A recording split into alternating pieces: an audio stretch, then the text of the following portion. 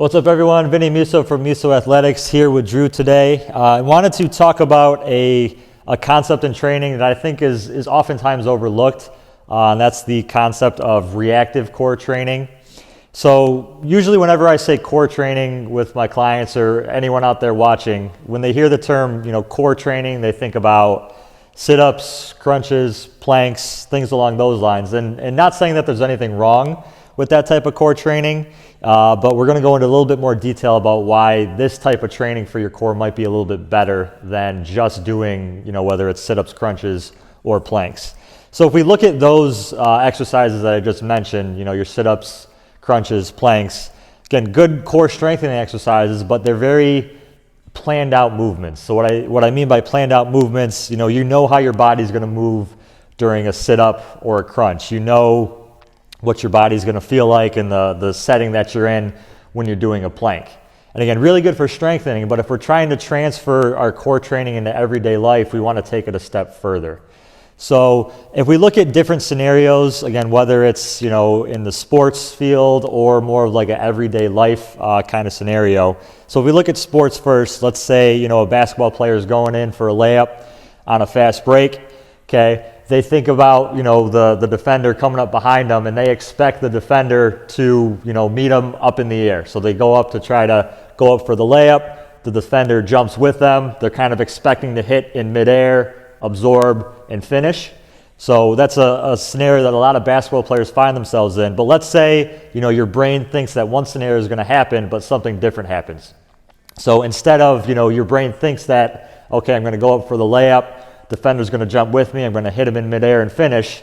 Let's say instead of that scenario happens, the defender tries to steal the ball from you before you jump up into the air. So they try to run in front, swipe down at the ball. They kind of nudge you a little bit, and now since you weren't expecting that, you're really thrown off balance. You weren't expecting it, so your body's kind of all out of whack. You don't end up finishing the layup.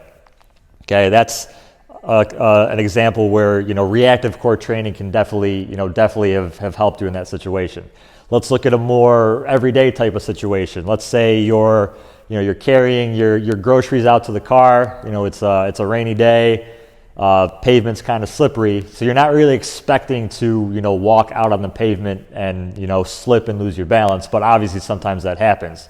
So that's another scenario where your brain's not really expecting to slip and lose its balance. You're expecting to just walk nice and casually to your car and get in, but now let's say you're walking to the car, you got your groceries in one heavy groceries in one arm, you step somewhere that's kind of more slippery than the rest of the pavement, all of a sudden you're off balance and now your body has to react. So again, those are different positions where your brain and your core is really expecting one scenario, but a different scenario happens. So that's where this type of training can really play benefit, in those situations. And obviously those situations and those scenarios aren't, there's an endless number of scenarios that can represent that same concept. But again, today I wanted to show you a really good exercise in terms of kind of introducing someone to that reactive core training. Again, the difference being between reactive core training and kind of your stereotypical core training, where your stereotypical core training, again, your body knows what to expect. You're going to be in a static position. You know how many reps you're going to do. You know how your body's going to move. It's all very planned out, where reactive core training is more reactive. You don't really know exactly what's going to happen. So that is really a good way to transfer the core strength that you build in training over into real life scenarios. Again, whether that is in an athletic event like basketball, football, soccer, or in everyday life like the scenario we talked about, slipping while carrying groceries. So really good exercise to really demonstrate that concept. So Drew here has a very light medicine ball. This isn't something I would recommend doing with a heavy weight. If you have even like a soccer ball, a basketball would be really good. But you want to try to find someone to help you out with this. So what Drew's going to do, he's going to take that medicine ball. He's got a nice, good grip on it. He's in a good athletic position, so he's not standing up with his legs locked out, but he's not down in deep squat. Quarter squat position, nice athletic position. He's going to have the ball not all the way in at his chest, but also not all the way out in front like that. So he's at a halfway point. And the key to this exercise is Drew's going to have his eyes closed during this whole this whole exercise. So he's not going to see what I'm doing. So what I'm doing, helping Drew out here, is I'm going to be pushing the ball in random directions. And again, since Drew's eyes are closed, he cannot see which way I'm pushing it. So he really can't see which way I'm winding up with my hand and anticipate, okay, I'm going to have to, try to not be pushed in this direction. Since his eyes are closed, this is going to be totally reactive.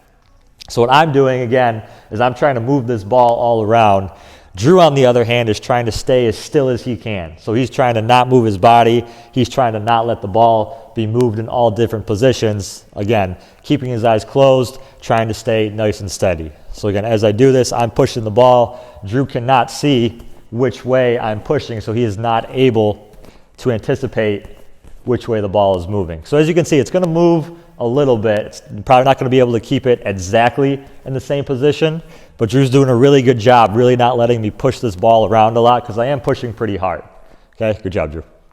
But again, that type of core training really has a good carryover into real life scenarios.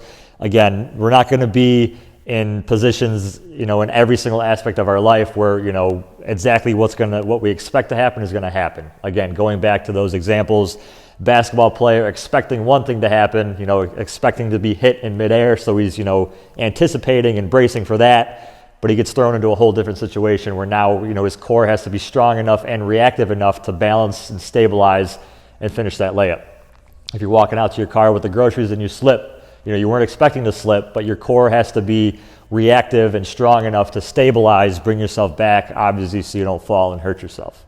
So again, just a little bit different way to look at core training. Again, I'm not saying that, planks and sit-ups and crunches and things along those lines are bad, but throwing in, concepts like this, having a partner kind of push you around a little bit, whether you are in a plank position, have them kind of nudge you a little bit.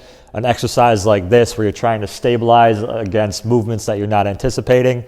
A good concept of core training to add into whether it's your own training program or you are training someone else for sports or in more of a physical therapy rehab setting. I would definitely recommend adding this type of training into a training program.